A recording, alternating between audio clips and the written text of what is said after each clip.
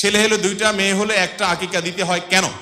আকিকা সপ্তম দিনে দেওয়া সুন্নত, 7 দিন পরে না, সপ্তম দিনে।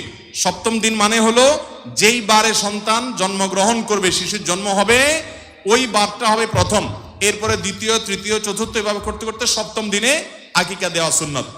এটা হিসেব করার একটা সহজ বুদ্ধি হলো, ধরুন সন্তান রবিবারে জন্ম নিয়েছে, হিজরি বর্ষের রাত আগে আসে, শনিবার দিবাগত রাত আসে, এটা রবিবার ধরা হবে, বা রবিবার দিনে জন্মগ্রহণ করেছে। যেই বারে জন্মগ্রহণ করবে পরবর্তী সপ্তাহের আগের বারটা হবে আকিকার দিন। রবিবারে জন্মগ্রহণ করলে পরের শনিবার হবে আকিকার দিন, শনিবারে জন্মগ্রহণ করলে পরের শুক্রবার হবে আকিকার দিন, শুক্রবারে জন্মগ্রহণ করলে পরের বৃহস্পতিবার হবে আকিকার দিন। ওটা হলো সপ্তম দিন, ওই দিনটাতে আকিকা করা সুন্নত। আকিকাকে বিলম্ব করে অনেকে, যে কোরবানির সাথে করবো না, আকিকা সপ্তম দিনে করাটাই হলো কি সুন্নত। 14তম 21তম দিনে করার কথা হাদিসে আসছে। এখন কথা হলো, আকিকা ছেলেদের বেলায় দুইটা, মেয়েদের বেলায় একটাই, বৈষম্য কেন? এখানে নারীবাদী এসে হাজির, ঠিক না ঠিক? যে মেয়েদের বেলায় একটা, আকিকা কেন? দেখুন, আকিকার একটা অন্যতম উদ্দেশ্য হলো, এটা মানুষের সুস্থতার জন্য ইন্স্যুরেন্সের মতো। বিভিন্ন হাদিস থেকে বোঝা যায়, রোগ বালাই থেকে, বিপদ আপদ থেকে শিশুকে রক্ষার জন্য এটা কার্যকরী একটা ব্যাপার। আল্লাহ তাআলা মেয়েদের শরীরে তুলনামূলকভাবে ছেলেদের চাইতে বেশি ইমিউন বা রোগ প্রতিরোধ ক্ষমতা দিয়ে রেখেছেন। এই জন্য তাদের বেলায় একটা হলে যথেষ্ট হয়ে যায়, ছেলের বেলায় একটা হলে হয় না, দুইটা লাগে। এখানে বৈষম্য না, আল্লাহর চাইতে আপনি বেশি বুঝেন না।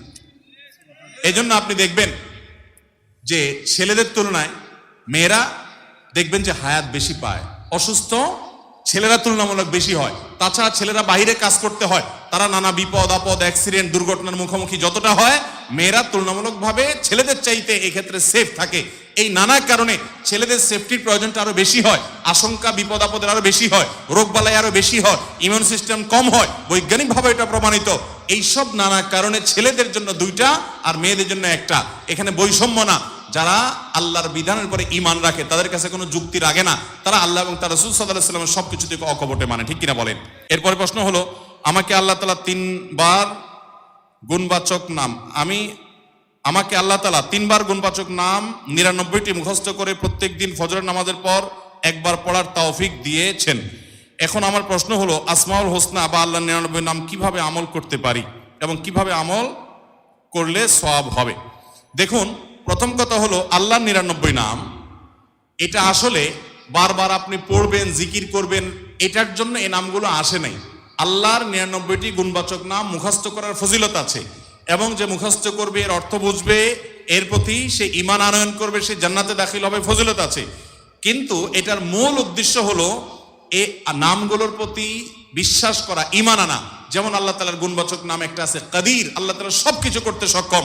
আপনার কাজ হলো এটা বিশ্বাস করা যে আল্লাহ তাআলার সক্ষমতার বাইরে কোনো কিছু, আল্লাহ সব পারেন। আল্লাহ তাআলার গুণবাচক নামের ভিতরে একটা হলো সামিয়া, তিনি সবকিছু শুনেন। আপনার দায়িত্ব হলো এটা বিশ্বাস করা যে আমার রব সবকিছু, তার কাছে কিছু লুকানো যায়। তিনি বাসীর, সবকিছু দেখেন, তার কাছে কিছু লুকানো যায় না। তিনি আলিম, সবকিছু জানেন, কোনো কিছু তার অজানা না।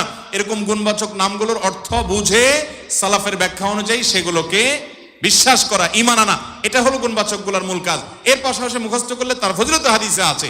কিন্তু আমাদের দেশে অনেকে দেখা যায় অমুক নাম এতবার পড়লে অমুক লাভ হয়, এটা তাজরিবা দ্বারা এটা আমল হিসাবে কেউ করতে পারেন, কোনো অসুবিধা নেই। কিন্তু এটাকেই আল্লাহর গুণবাচক নামের মূল বানিয়ে নিয়েছে। যেমন প্রশ্নকর্তার প্রশ্ন দেখে বোঝা গেল এটা ভুল। যেমন আল্লাহ তাআলার গুণবাচক নামের ভিতরে অনেকগুলো নাম আছে, যে নামগুলো পড়লে, বারবার পড়লে আল্লাহ রাব্বুল আলামিনের ওই গুণের প্রভাবে আপনি উপকৃত হবেন, সেটা আপনি পড়তে পারেন, কোনো অসুবিধা নেই, আমলগুলো করেন, কোনো সমস্যা নেই। তো মূল কাজ হলো আল্লাহর গুণবাচক নামের অর্থগুলো জেনে সেটার উপর ঈমান আনয়ন করা। এই অর্থ সহকারে এই নামগুলো লিখে টাঙায় রাখবেন নিজের অফিসে, আদালতে, বাসায়, বারবার দেখবেন, আপনার ঈমান বৃদ্ধি হবে ইনশাআল্লাহ।